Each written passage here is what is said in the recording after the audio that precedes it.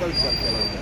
तुम्हाला डिग्री असली नाही विचार केला. आम्ही तुम्ही ठरवून केलेलं नाही, पण बघितलं तुम्हाला राग आला आणि आपल्याला देऊन ठेवले त्याच्यामुळे आपण आहोत त्याच्यामुळे आणि त्यांचा अवमान म्हणजे राष्ट्रध्वजाचा अवमान आहे. कारण छत्रपती शिवाजी महाराजांनी खऱ्या अर्थाने संग्राम अरे आवाज कुणाचा, ही ताकद कुणाची. राज्यभर व्हायरल होते काय भूमिका होती आपली काय गेल्या अनेक दिवसापासून जी घाणेरडी विषारी प्रवृत्ती राष्ट्रीय एकात्मतेला तडा देईल अशा पद्धतीचे विधान आपण सगळं ऐकतो. कुठल्याही भारतीय नागरिकाला ही न पटणारी गोष्ट आहे. राष्ट्रीय एकात्मता टिकली पाहिजे, वाढीस लागली पाहिजे, म्हणून तुम्ही आम्ही सर्वजण त्या राष्ट्रध्वजाची प्रामाणिकपणे आपलं जीवन आपण या ठिकाणी होत आहोत. आज आपल्या भारतीय बाँड्रीवरती जवान सेट झाला आहे. तुम्ही आम्ही लोककल्याणकारी ह्या राज्यामध्ये शहराच्या राज्यामध्ये आनंदानं सर्व जाती धर्माचे लोक, विविध विचाराचे लोक, विविध रंगाचे लोक, पंथाचे लोक आपण चांगल्या पद्धतीने जीवन जगत असताना अशी जी घाणेरडी प्रवृत्ती आहे ती नष्ट झालीच पाहिजे. आणि त्याच्यामध्ये ज्यावेळी ते समोर आला तरी मला त्याच्या बघत असताना ते मला एक राष्ट्रध्वज दिसत होता. आणि राष्ट्रध्वज समोर आला की मीच काय माझ्यासारखे असंख्य शिवप्रेमी या पुस्तकाला वाटते भारतीय नागरिकांचे सण होणार नाही.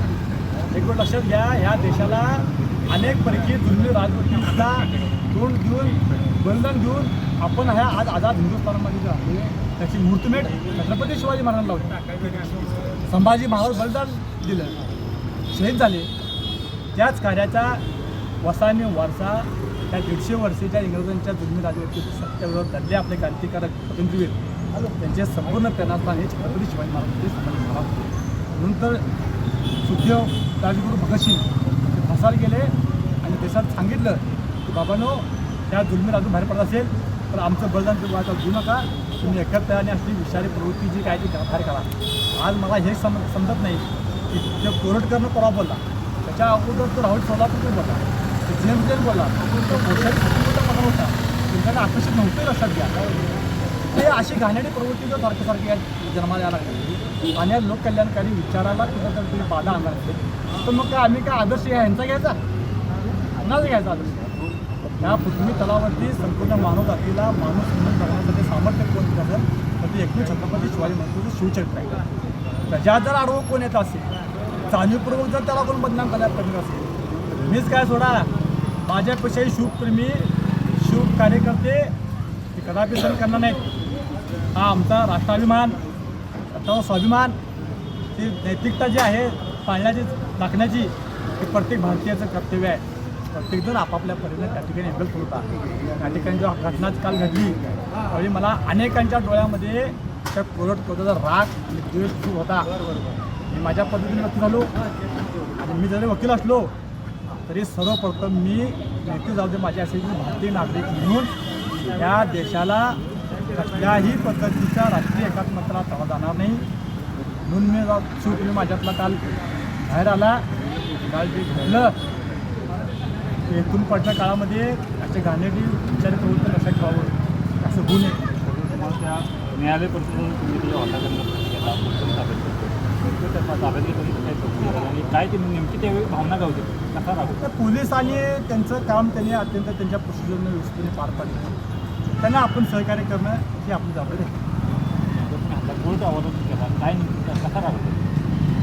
समोर प्रशांत तोडकरचा चेहरा मला एक राष्ट्रध्वजाचा चेहरा सुचतो आणि राष्ट्रध्वज समोर आला की कुठल्या राष्ट्रप्रेमीला शिवप्रेमीला ते सहन होणार आहे. प्रत्येकाच्या डोळ्यातला रागात दिसून होता, चेहऱ्यावर दिसून होता.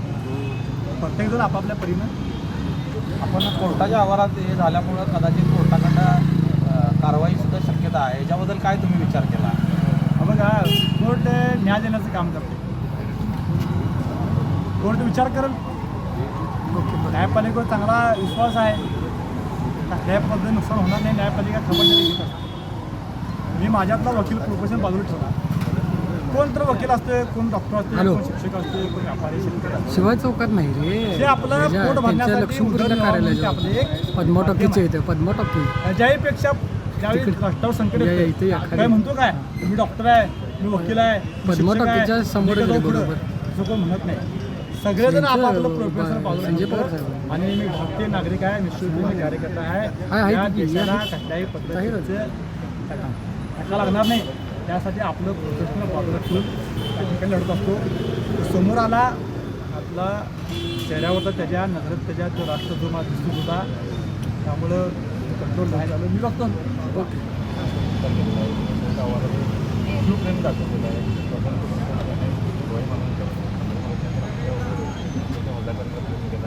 शिवभक्तांच्या कुठेतरी भावनाचा संतापजनक दिसतोय.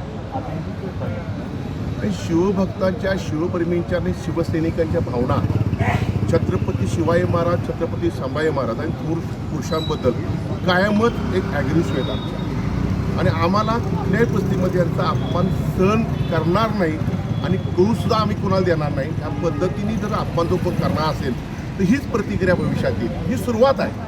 आम्ही कायमच सांगितलं, प्रशांत कोरोडकर हा नालायक माणूस ज्यांनी शिवाजी महाराजांचा अवमान केला, संभाजी महाराजांचा अवमान केला आणि आमच्या इंद्रजीच्या घरात जाऊन घुसवून मारतो, ह्याचा बाप यायला पाहिजे इथं कोल्हापुरात. आणि त्याला आज कळलं असेल की कोल्हापूर काय, महाराष्ट्रात काय. भविष्यामध्ये विचार करावा. जी पिलावळ निर्माण केलेली आहे ह्या सरकारने, भाजप सरकारने, छत्रपती शिवाजी महाराज, छत्रपती संभाजी महाराज, थोर शाहू फुले आंबेडकरांचा अपमान करा आणि त्यांना कमी लेखा. भविष्यामध्ये त्याची नावं लोक विसरली पाहिजेत, परंतु भविष्यामध्ये नाही. आणि 500-1000 वर्ष झाली तर छत्रपती शिवाजी महाराजांना कुणीही विसरणार नाही, का ते आमचे दैवत आहेत. संभाजी महाराज आमचे दैवत आहेत, शाहू फुले आंबेडकर आमचे दैवत आहेत. आणि घाणेरडं गलिच्छ राजकारण भाजपचे चाललेलं आहे. आणि एक अमित कुमार भोसले नाही, भविष्यामध्ये हजारो अमित कुमार भोसले तयार होतील. आणि भविष्यामध्ये जर कोण हे नाटक करल, तो सोलापूरकर असू देत किंवा कोणी असू देत, त्यांना त्याच पद्धतीने शिवभक्तांनी, शिवप्रेमींनी, शिवसैनिक उत्तर देतील. ही सुरुवात आहे महाराष्ट्रामध्ये.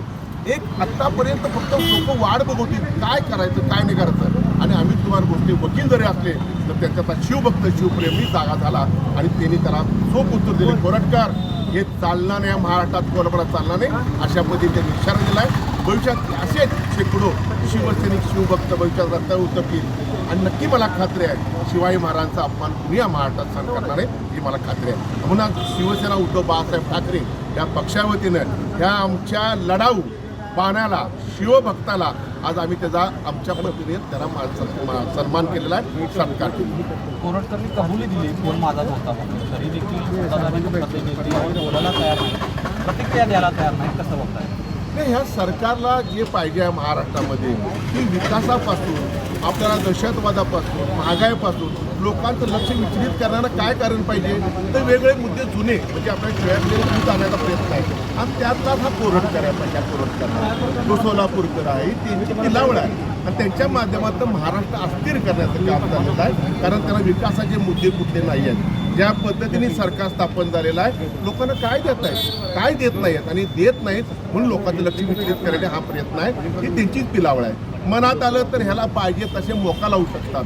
छत्रपती शिवरायांचा अपमान कोश्यारीने केला नाही, केला ना, अनेकांनी केला. मग हे कोण करतंय तर सगळ्यांना माहिती आहे, हे भाजपचे मंडळी करतायत. आणि ह्यापासून सगळ्यांनी शिवभक्तांनी महाराष्ट्राने सावध राहिले पाहिजे. जिथं इथं अशी पश्चात कोरडकरची अवलाद निर्माण होईल तिथं त्यांना ठोकलंच पाहिजे, अशा भूमिकेचे आम्ही आहोत.